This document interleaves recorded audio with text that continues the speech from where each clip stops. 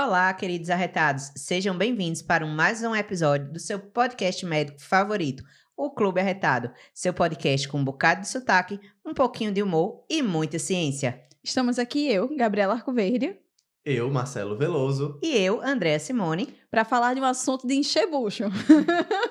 Ai, Aceite. City. Bom, para a gente começar, como de costume, vamos começar por um caso clínico.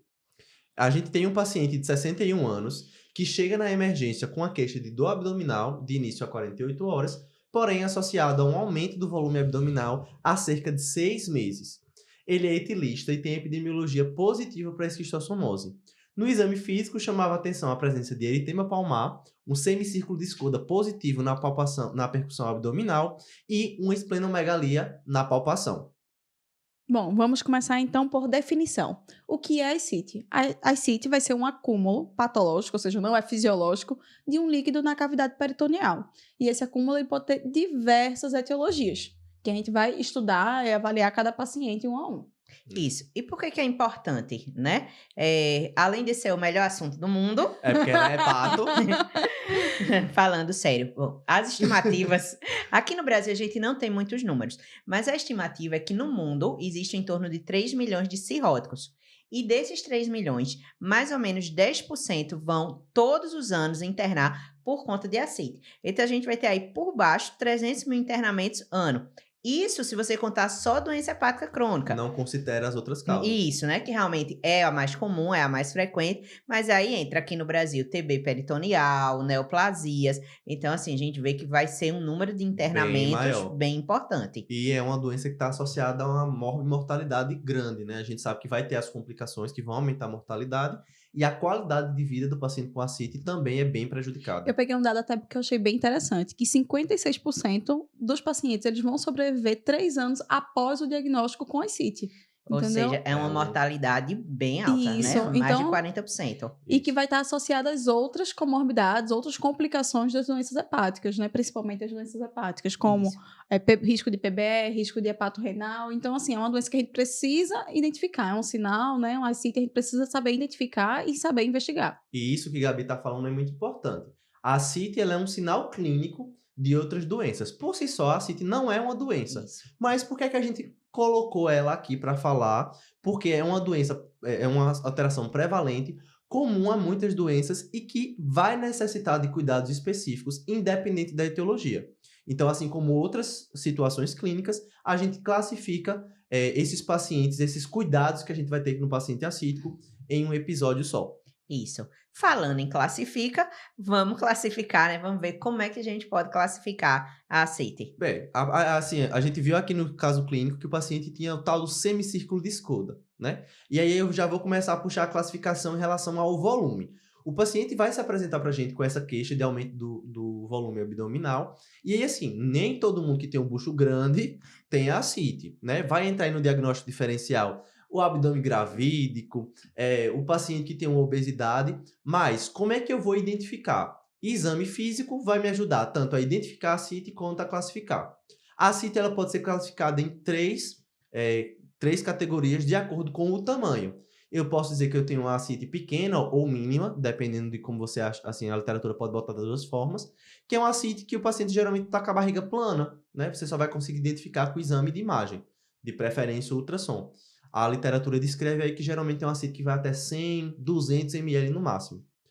Clinicamente, ela vai ser manifesta a partir da ascite moderada, que é a ascite que a gente consegue já identificar no exame físico através das manobras de semicírculo de Skoda ou da palpação, né, da percussão, que digo, da maciez móvel. Isso vai dar em torno de 1.000, 1.500, 2.000 ml de ascite. E a partir da ascite volumosa, né, que é aquele buchão distendido que você fica logo com vontade de fazer uma paracentese. É a famosa barriga d'água. A famosa barriga d'água é quando eu tenho a ascite volumosa, que vai ser caracterizado geralmente por 4 a 5 litros de ascite e que vai causar o sinal, o sinal de piparote positivo, né, na percussão do exame abdominal. Olha, é 4, 5 litros, mas tem barriga que cabe mais, A viu? partir de, né? Isso. A partir disso. Tem barriga que vai chegando aí.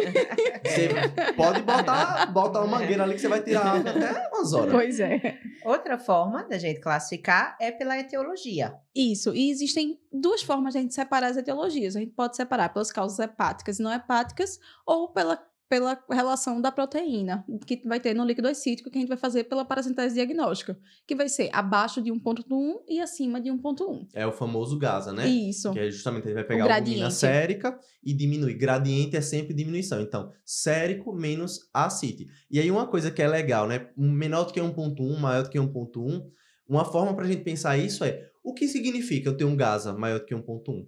Quer dizer que eu tenho alguma coisa que está aumentando o líquido, está empurrando a pressão hidrostática e colocando o líquido para fora. Quando eu tenho menor do que 1,1, quer dizer que a mesma quantidade, ou muito próxima do que tem no soro, tem na cavidade peritoneal. Então, tem alguma coisa na minha cavidade peritoneal que está produzindo proteína. Essa é a melhor forma da gente pensar. E aí, a gente tem as etiologias específicas a partir desses 2 grupos. Isso. Né? E é interessante quando a gente entende essa fisiopatologia, que assim, quando a gente pensa em hipertensão portal, gás acima de 1,1, a gente pensa muito óbvio em fígado, né? Mas a CIT da IC, por conta dessa fisiopatologia, ela também tem o gás acima de 1,1. Então, assim, entra no diagnóstico diferencial do paciente que tem esse gradiente de albumina soroacite maior do que 1,1, doenças hepáticas, doenças cardíacas. E também entra o hipotiroidismo, que faz parte aí Isso. do diagnóstico diferencial das síndromes edemigênicas, pelo mesmo motivo. Você tem um aumento de pressão hidrostática, vaza mais líquido e não vaza proteína, e isso aumenta o GASA. Bom, já que a gente já falou bastante de GASA, vamos falar das causas hepáticas e não hepáticas agora, que é outra forma da gente dividir. Então, a gente já falou de algumas causas, etiologias que não são nem cirrose, nem hipertensão portal, e que não são causas hepáticas, né? Como insuficiência cardíaca, hipotiroidismo, síndrome nefrótica, que a gente já falou em outro episódio, também aparece de novo por aqui. Cheguem né? lá, primeira temporada. E a gente também pode ter uma ascite quilosa, uma ascite pancreática. E também pode acontecer. Isso, lembrar muito aqui no Brasil de TB peritoneal. Isso. Né? E cânceres também são Isso. etiologias A possíveis. carcinomatose peritoneal Isso. também vai ser uma das causas de ascite. Perfeito. Bom, também é importante lembrar outras condições que também causam ascite. Uma delas é a síndrome de Budd-Chiari, trombose de veia porta, inclusive lúpus. Eu sei que House diz que nunca é lúpus, Not lupus, but it could be lupus. mas pode ser lúpus, entendeu? Lúpus também pode causar ascite e tem que estar no nosso diagnóstico diferencial. Agora, apesar de todo esse leque de diagnóstico diferencial que a gente faz, a gente precisa lembrar que em torno de 80% das vezes vai ser hipertensão portal.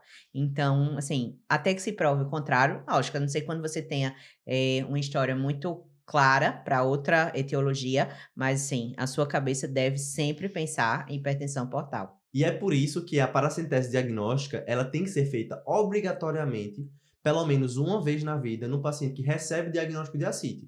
Porque é isso, se 80% das vezes eu estou falando de hipertensão porta, eu faço o GASA e o GASA é maior do que o 1,1, eu fiquei tranquilo, eu vou seguir nessa linha de raciocínio. Mas se 80% é hipertensão porta e eu venho com GASA menor do que 1,1, aí eu tenho que virar a chave e pensar nessas etiologias que vão juntas ser responsáveis aí por somente 20% dos casos, como TB, por exemplo. Isso. E assim, a gente vai receber esse paciente na emergência, né? Até porque a gente sabe que no SUS tem muita dificuldade o paciente chegar no ambulatório, mas, ao contrário de outras síndromes, outras condições que a gente vai falar aqui, é uma apresentação que dá para você conversar um pouquinho com o paciente antes. Demais. Lógico, se ele chegar, né, dispneia, que tiver uma ascite tão volumosa que esteja causando desconforto respiratório, você vai resolver logo. Mas é um paciente que dá pra gente conversar um pouquinho, ver a história, fazer um bom exame físico. Então, o que é que a gente precisa ver na história dele? O que é importante? Porque aí vão entrar 2 coisas. Uma é avaliar essa gravidade, né? Ele tem algum sinal ou sintoma naquele momento que eu precise tomar uma atitude de urgência. E o segundo ponto é, eu já vou começar a avaliar para que lado vai, né? Parece realmente ser hipertensão portal? É um paciente etilista? É um paciente que tem história prévia antiga de transfusão de sangue, para pensar uma hepatite viral? Usuário de drogas. Ou vida sexualmente ativa sem preservativo, Isso. né? Ou é um paciente que tem tendo febre, perda de peso, com epidemiologia importante, positiva para TB, que aí eu já vou pensar em TB. Ou se é um paciente também com aneoplasia, né? Que pode ter trombose em sítios atípicos. Isso. Ou até uma neoplasia que possa ter metastizado para a região peritoneal e feito uma carcinomatose, né? São esses detalhes da história que vão nos ajudar a guiar qual é a nossa hipótese para aquela CIT. Isso. Então, só para organizar, né? Para não ficar assim, a gente falou de várias coisas, mas a gente às vezes precisa, é aquilo que a gente sempre fala, colocar na caixinha para organizar o nosso raciocínio clínico. O que é importante? Tempo de evolução. Né? Se você tem uma evolução mais rápida, a gente vai pensar numa trombose de veia porta, no Budd Chiari, que tem uma doenças mais graves de forma geral. Isso, e mais agudas, né? Tem dor abdominal, aí já entra na questão de PBE, não tem PBE. Tem sintomas sistêmicos, tem perda de peso, tem linfonodomegalias, para a gente pensar numa carcinomatose peritoneal. Quais os fatores prévios? O que é que ele tem de história? Ele já tem uma doença hepática crônica conhecida, ele é etilista, isso que a gente já falou aqui, né? E se tem, por último, queixa de dispneia. Por quê? Aquilo que a gente falou. Se tem queixa de dispneia, essa história fica para um segundo momento e a gente vai logo resolver aquilo que é mais urgente. E aí também entra na questão do diagnóstico diferencial com doenças cardíacas que se podem apresentar com a CIT, como no caso da insuficiência cardíaca. Isso. Né? Tá. E aí, assim, exame físico vai acompanhar essa história clínica. A gente, assim, eu já falei o que a gente vai avaliar basicamente ali na CIT, né? Lembrando que quando eu tô palpando ali o abdômen acítico, né?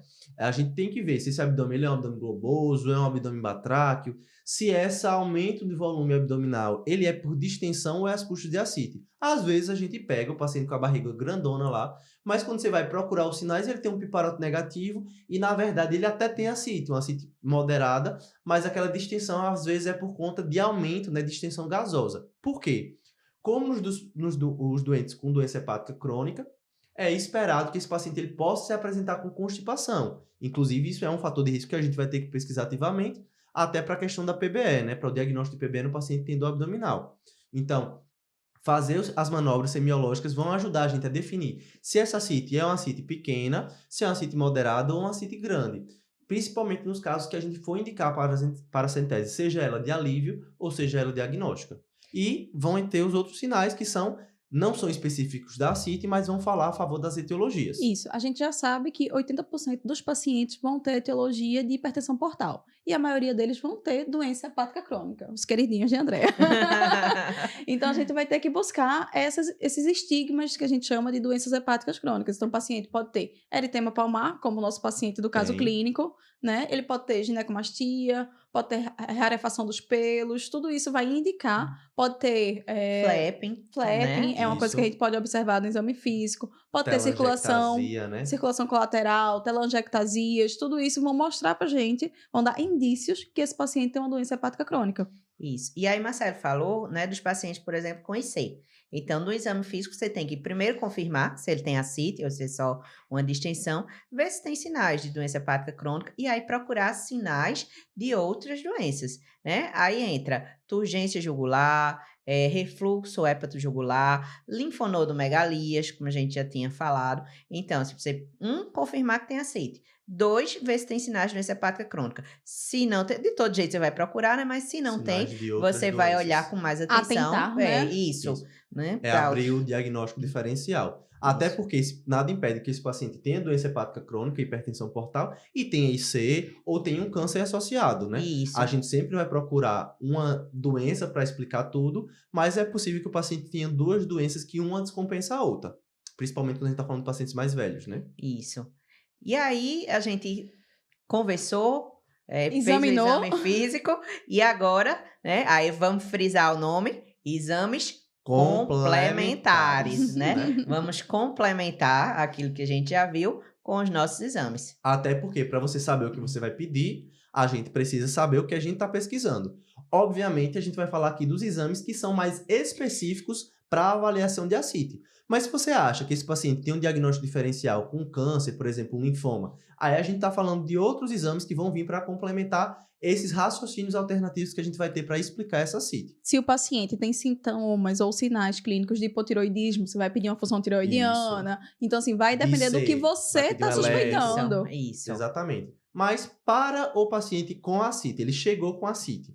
Bem, primeira coisa, a gente está falando aqui de doença predominantemente hepática, então a gente tem que pedir o famoso hepatograma. E aí, ó, ela já começou a rir aqui. O hepatograma, ele vai incluir as provas de função, então tudo que o fígado produz é função. É INR, ou coagulograma. Eu vou pedir a albumina, inclusive para calcular o GASA, e as bilirrubinas, as frações total e frações. Aí a gente já tem o Beata, né? O famoso... Conheço esse não. É uma dica para calcular o child do paciente. Então, é bilirrubinas, encefalopatia, A de albumina, T de tempo de protrombina e o A de ascite. Então, essas 5 características vão ser necessárias para a gente calcular o child, que é obrigatório no paciente todo que tem paciente ascite com doença hepática. E doença hepática crônica, se for o caso, né? Entra também aí outras coisas, né? Então, a gente fala, tem dor abdominal. Eu posso estar diante de um diagnóstico de PBE. Então, entra aí um hemograma para pesquisar PBE e a paracentese com exames específicos para pesquisar isso, né? O PCR também vai ajudar nessa diferenciação. E aí, a partir disso, a depender da etiologia que a gente está pensando, a gente vai pedir exames específicos. Por exemplo, acho que meu paciente tem um CHC, ou acho que meu paciente tem uma hepatite C que está causando a ascite. Vai entrar aí a alfa-feto, pode entrar aí as sorologias também. Sempre, né? Acho que pode ser uma tuberculose peritoneal. Você vai pedir o ADA do líquido ascítico. Exatamente. Então, assim, tudo vai ser... Acho que é um aquiloacite. Eu posso pedir colesterol e triglicerídeos nessa E pode ser análise. que nessa primeira paracentese diagnóstica você faça os exames iniciais e precise complementar sua investigação. E precisa de uma nova paracentese, de novo. Então, assim, é sempre importante que a gente ir avaliando na investigação no decorrer do que a gente vai recebendo de resultado. E aí, já que você puxou isso... Vamos deixar a Andrea falar aqui quais são os exames que são obrigatórios de a gente pedir na paracentese. A gente falou aqui de ADA, que não é toda vez que a gente vai pedir, colesterol, mas tem uns que são obrigatórios. E aí, só antes de falar especificamente da paracentese diagnóstica, terminou que na nossa discussão a gente esqueceu de falar de função renal e ONO, né? Tanto pelo maior risco do paciente fazer síndrome hepatorenal, a gente ter ali aquela creatinina de base, como diagnóstico diferencial de todas as síndromes que fazem edema. IC, disfunção renal, hipotireoidismo. Mas agora vamos falar dos exames, né? Na paracentese diagnóstica. A literatura brasileira é uma confusão. Eu já vi dizendo para pedir bilirrubina no líquido acítico, ADA de todo paciente. Então, assim, o que a gente vai usar aqui para falar sobre este tópico são as recomendações do guideline americano e do guideline europeu.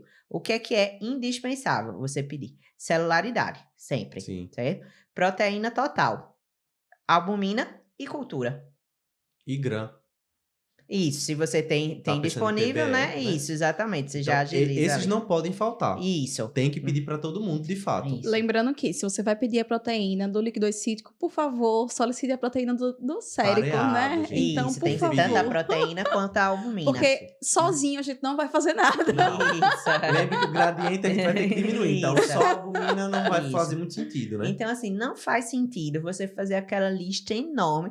80% dos casos vão ser de hipertensão portal. Então, para que você vai estar pedindo um ADA para todo mundo? Esse exame vai ser mais confirmatório. Isso. Agora, Colesterol. Agora, é isso. Você está pensando, Isso. o paciente se apresentou com pancreatite, né? Teve uma pancreatite aguda e começa a apresentar um quadro de ascite, você vai pedir a amilase. Isso. Ah, não. E o paciente tem um quadro de hepatocarcinoma já, ou de qualquer outro câncer, e começa a apresentar ascite, você vai pedir a citologia ocótica, né? Então, isso vai depender. Os exames, esses são os básicos. Isso. O que você vai acrescentar vai depender da história e do Isso. contexto clínico. E até da característica do líquido. Sim, Se você também. funciona e vem um líquido hemático, ok, pedir histologia, pedir um ADA, né? Aí já entra. Perfeito. Mas se vem aquele líquido turvo, assim, que é mais característico de hipertensão portal, Citrino. isso, né? não tem para que você pedir, você vai onerar o sistema sem necessidade. E aumentar a chance de dar um falso diagnóstico, que a gente chama de Isso. sobre ou overdiagnose, né? Isso. Imagina, o cara não tem nada para tuberculose, você pediu um ADA e o ADA veio alto. E agora? Você vai querer fazer uma biópsia do peritônio do cara e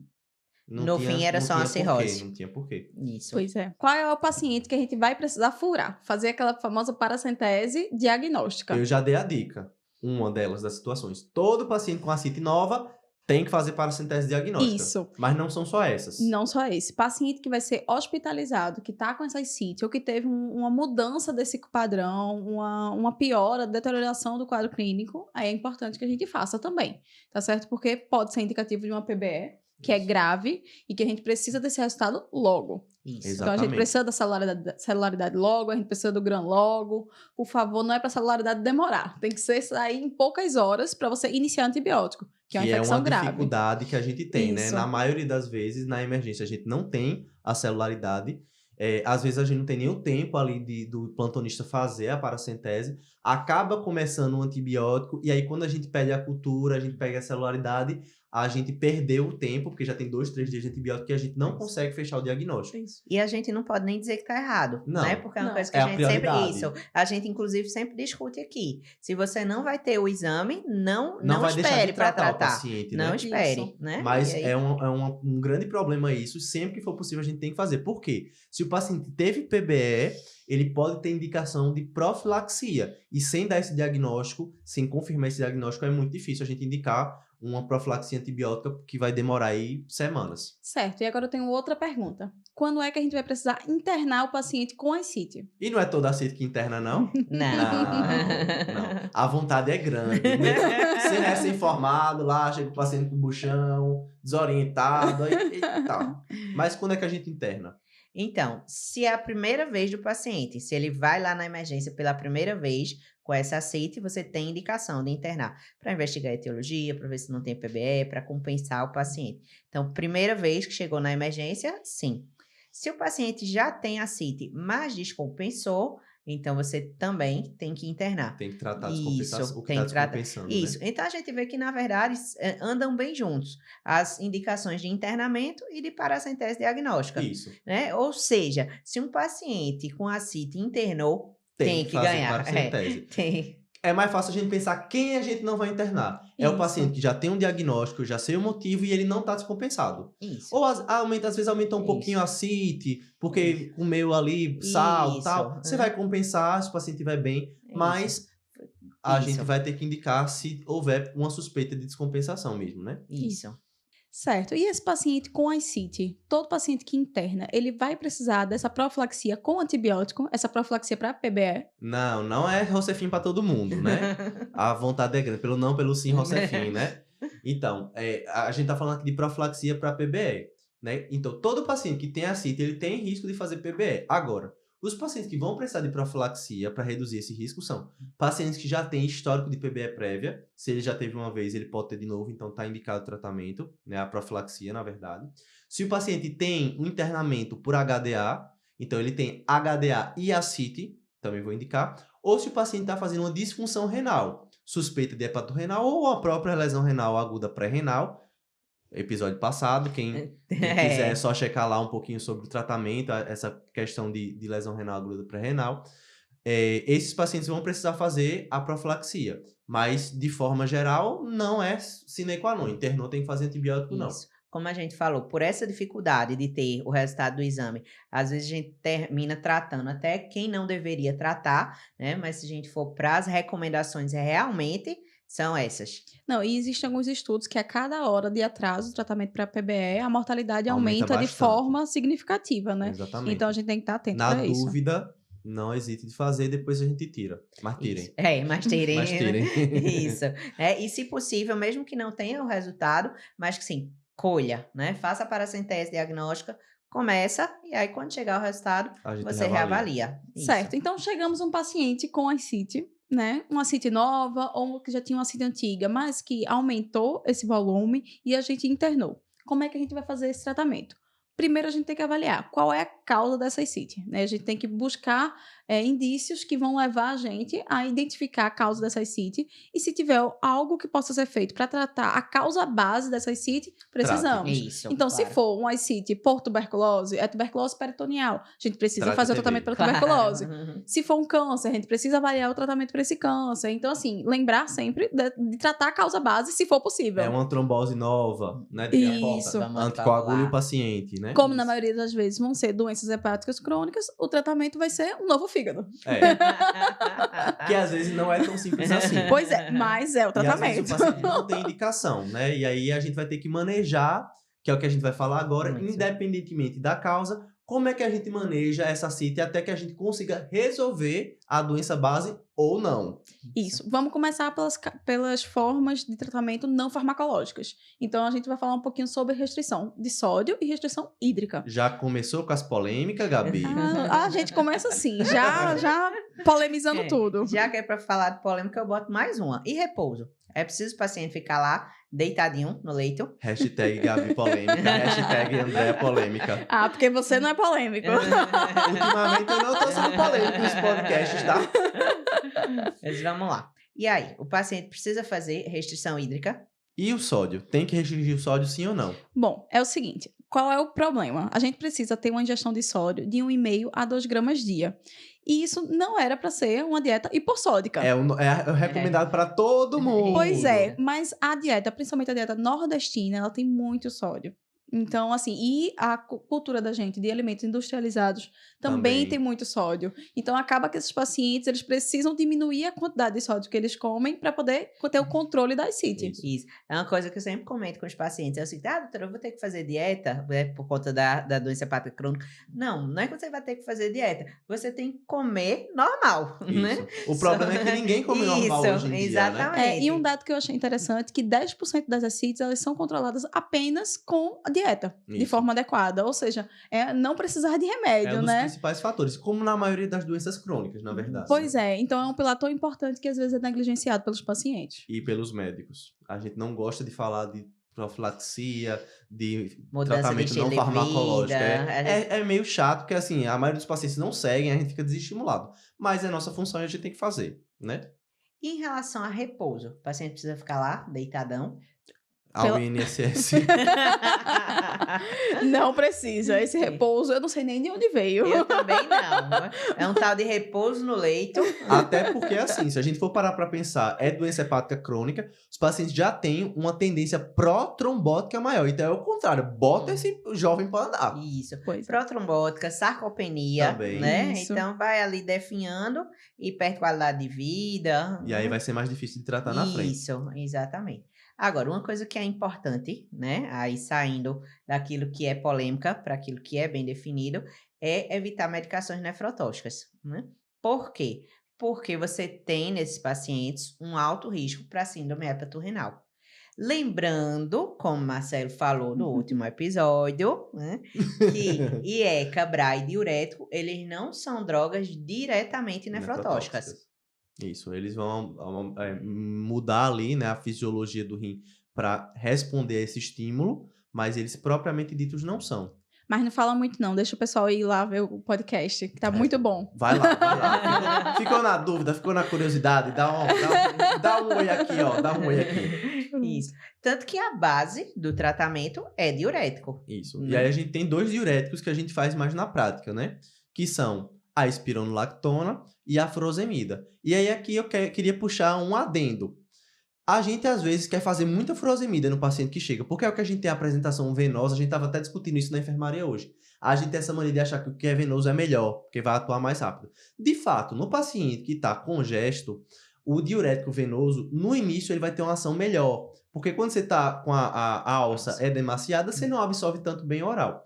Mas no caso da doença hepática crônica, diferente da doença cardíaca, né, da IC ou da síndrome nefrótica, eu tenho uma retenção de sódio e água muito mais às custas da aldosterona. Então aqui a nossa estrelinha de tratamento é a espironolactona. Isso. O diurético, a furosemida, vai acabar também ajudando, mas principalmente a função dele é controlar o potássio, que a espironolactona vai aumentar. Isso, tanto que você pode começar o tratamento só com a espironolactona. Você começa com um comprimido, e aí depois de uma semana, se você vê que o paciente não está chegando no alvo que você queria, aí você acrescenta o diurético. Ou até está chegando no alvo, mas está tendendo à hipercalemia, aí você associa isso. Ou até aumentar, né? Isso, exatamente. Né? Tem uma história de uma proporção que a gente usa muito, né? De dose de espirono para dose de furosemida. Como é que era mesmo? Existe uma proporção muito usada, né? Que é 40 de furosemida com 100 de espironolactona. E a gente vai dobrando a partir daí. Então, 80 de furosemida Para Com 200 de espironolactona. E aí a gente vai subindo. Até a gente chegar a uma dose alvo de 160 para 400, que é a dose top. Quando o paciente chega nessa dose top, ou antes dessa dose top, a gente não consegue controlar, seja porque o potássio está muito alto, seja porque ele faz disfunção renal, a gente entra numa definição muito importante de ascite, que é a Ascite refratária. Isso. Né? Neste caso, se é porque ele não tá melhorando, mesmo com a dose máxima do diurético, a gente Não chama de tolera, ascite. Não, se não melhora, a gente chama de ascite resistente. Isso. Se não tolera, de ascite Refratário. intratável, Isso. né? Então, assim, e tem uma mortalidade muito alta, em torno de 40% dos pacientes com ascite refratária em um ano vão estar mortos. A gente já sabe que a ascite já é um fator de pior prognóstico. E uma ascite que é refratária, O a gente tratamento imagina aí que seja mais reservado ainda o tem que prognóstico. correr por transplante. Inclusive, isso vai ajudar, né? Vai colocar ele ali, adiantar ele na fila de transplante, mas a gente sabe que muitas vezes o paciente vai entrar em terapias pontes para tentar melhorar a qualidade de vida, porque a ascite incomoda pra caramba, até ele transplantar. E aí, eu vou citar aqui o TIPS, né? Sim. Que a gente vai fazer um bypass pelo fígado para diminuir a pressão na porta.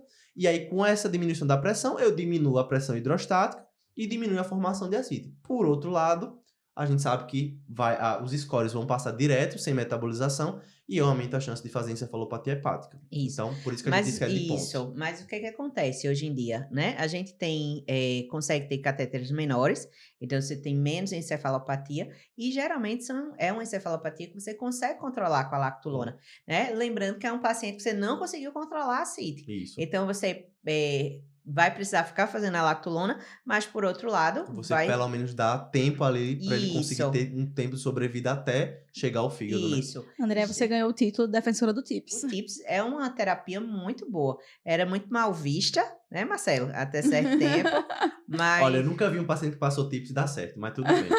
Mas é isso, é porque ele precisa chegar no transplante. A terapia definitiva para tudo isso que a gente tá falando é o transplante hepático. Aí faz o TIPS e não chega no transplante. Não Aí adianta vem nada. botar a culpa do TIPS, né? Não dá. O paciente ficar tudo fora da caixinha, não teve lactulose certo para resolver. Mas eu não conhecia a Lola na época, né? Então, Bom, mas tem o TIPS, que é uma possibilidade, mas às vezes o serviço não nos proporciona esse TIPS. E na às vezes maioria das vezes. E fica difícil a É gente mandar caro, esse né? paciente, né, para fazer o TIPS. Então, o que é que geralmente é feito? São as paracenteses. Seriado. Toda semana tá o paciente no consultório fazendo uma paracentese. Isso. Vários hospitais Gabi têm os seus... tem experiência com isso, né, Gabi? Vários hospitais têm seus pacientes queridinhos, Experiência né? ruim, né? Seus pacientes queridinhos do coração que estão lá toda semana para fazer uma paracentese. Pra vocês que não sabem, a gente teve um paciente super fofinho que ficou quase um ano acompanhado com a gente lá no hospital. Foi. E toda semana ele entrou numa ascite refratária e toda semana ele ia fazer paracentese. E no início nem era refratária, né? Começou com ascite insidiosa e assim... E aí ficou esperando transplante. A gente tentou botar o TIPS, enrolaram a gente, não quiseram botar o TIPS. Mas infelizmente ele faleceu no final das contas. E foi muito triste, né? E assim, realmente foi muito triste, mas a gente vê que é exatamente o que a gente conversou aqui. A Né? mortalidade Essa é alta. mortalidade em um ano. Né? Eu quero Não fazer tem uma como reclamação fugir. sobre esse paciente. Esse paciente, ele tinha tanto edema. Ele tinha um edema de parede abdominal, Era. que se a gente fizesse a paracentese apenas com gelco, ele ele ocluía o gelco. catéter, era. E a gente não conseguia fazer. A Tinha gente que tinha que deixar a fazer agulha e com morrer de medo, agulha. né? A paracentese. Era assim, era um paciente... Com o passar do tempo, ele começou a ficar cada vez mais sarcopênico, e essa força da parede abdominal foi diminuindo, e a gente conseguiu voltar a fazer a paracentese com o catéter. E aqui, assim, tem uma coisa importante, né? A gente vai tentar tirar a maior quantidade de líquido possível desse paciente, mas lembrando, paracentese terapêutica, se a gente tirou mais que 5 litros de ascite, a gente obrigatoriamente tem que fazer profilaxia para síndrome hepatorrenal. Então, tem que fazer albumina para esse paciente. Então, não é para a gente tirar mais que 5 litros, sem confirmar se a gente tem albumina disponível no nosso serviço, porque a gente sabe que é caro e tem um tempo de meia-vida muito curto de armazenamento, né? Isso. E aí, lembrando desse nosso paciente, né, no início ele era muito resistente ao diagnóstico de doença hepática crônica e ele não seguia a As dieta recomendações. correta, isso, né? E no início a gente ficava em dúvida, é uma ascite refratária ou na verdade é uma má adesão ao tratamento, uma má adesão à dieta? Mas a gente tem Como como saber? saber, né? Identificar, né? Se o Isso. paciente mentir, a gente pode pegar ele no flagra. E como é que a gente vai identificar? Como é que a gente vai diferenciar?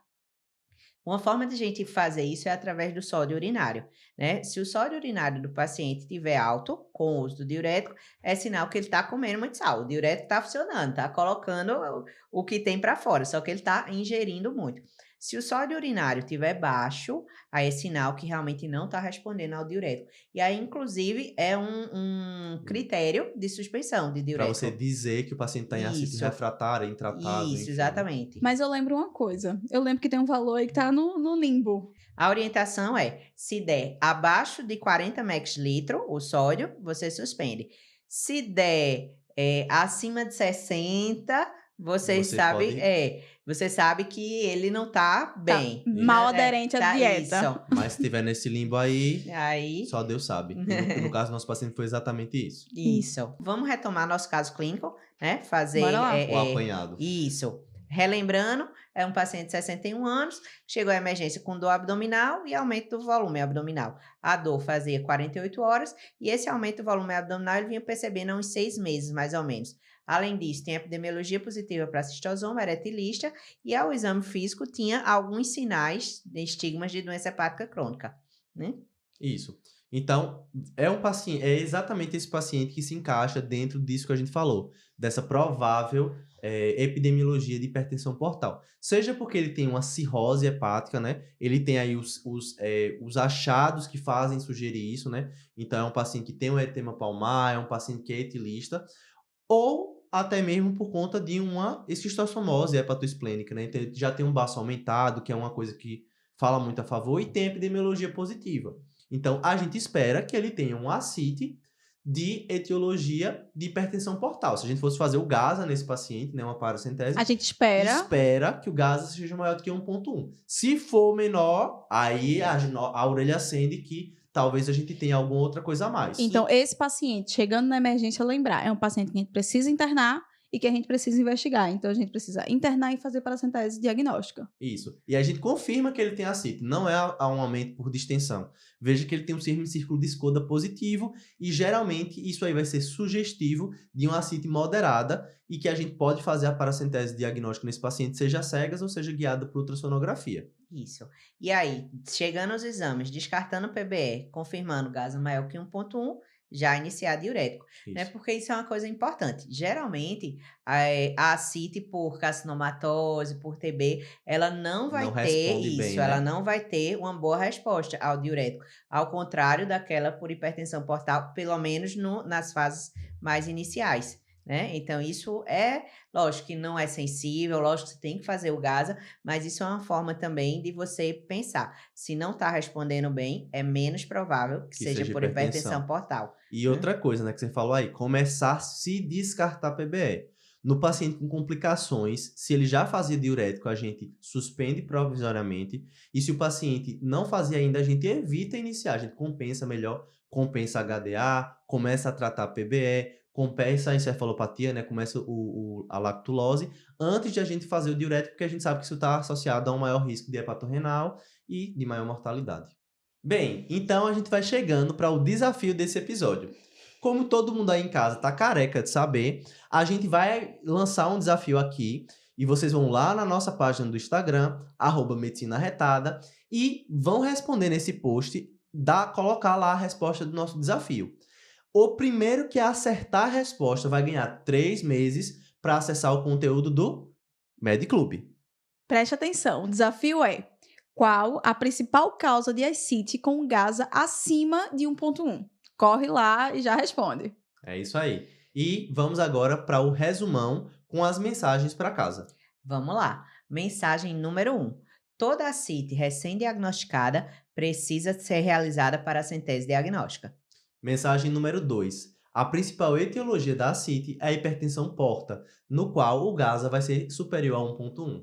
Mensagem número 3. São exames indispensáveis para a paracentese diagnóstica à celularidade, albumina, proteína, cultura e GRAM.